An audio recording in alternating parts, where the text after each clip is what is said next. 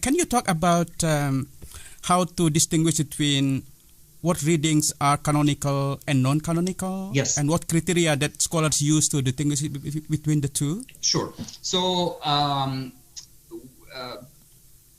let's say up to the 900s, okay, so mid-10th century, there was no standard system, or there was, there was no collection or even a statement by religious scholars or political authority to say, well, the only valid readings of the Quran are those or this. There were many readings circulating within Muslims. Not only 7, there were, according to sources, there were, 15, 24, even, a later scholar, his name is Al-Hudhali, he collected a book and called it the 50 variant readings of the Quran. Okay, so this multiplicity caused a problem. You don't want the Quran to be read in 50 different ways. And then, this man, Ibn Mujahid, came. He died in 324, 936 AD. And then he selected what we now call the 7 system or canonical readings of the Quran. But Ibn Mujahid is not the first to collect variant reading, isn't it? He's not the first one. There were attempts before him. There were Tabari, the great exegete and commentator. He had a book on variant readings. Abu Ubaid, another scholar, he had a book on 25 variant readings. There were other collections. He was not the first one to do that. But what seemed to happen with Ibn Mujahid, that he was closely connected to the court. He was aided by the vizier at that time. People who opposed him, there were many scholars who opposed Ibn Mujahid's idea to only limit the variant readings to 7. So 2 of his rivals, or 2 of the people who opposed him, they were tried in the court. They were flogged, put in prison.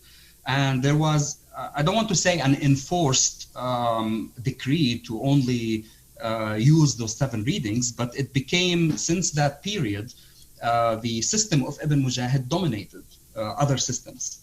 That being said, many other scholars after Ibn Mujahid, they still wrote manuals on Qira'at, on variant readings, 7, 8 readings, 9 readings, 10, 11, 12, 13. So it took time for Ibn Mujahid's system to really settle down and for Muslims to adopt it. So back to the question, what is canonical and what is not, again, back to the time period. Before Ibn Mujahid, there was no such thing as canonical and non-canonical. All variant readings were there. There was a vague consensus among scholars what to read and what not to read. But post that period, the consensus of the Muslim community agreed that those 7, we would consider them canonical, transmitted to us via tawatur, which means sound transmission that cannot be proven to be wrong. All other readings outside this system of the 7 started to be deemed as irregular, anomalous, i.e. in this is a term that appears, the shawad, that appears in the title of your book. Correct. So the idea of shawad, something that I argued for, is that it is also a I don't want to say flexible, but it changes.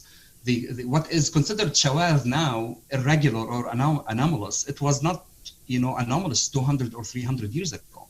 Mm-hmm. So by the same token, before Ibn Mujahid, what was considered to be anomalous, it became anomalous after Ibn Mujahid. People were reciting the anomalous readings before Ibn Mujahid in the mosque, liturgically, and because there was no official decree or there was no official consensus by legal scholars to say, well, you only have to stick to the 7 readings.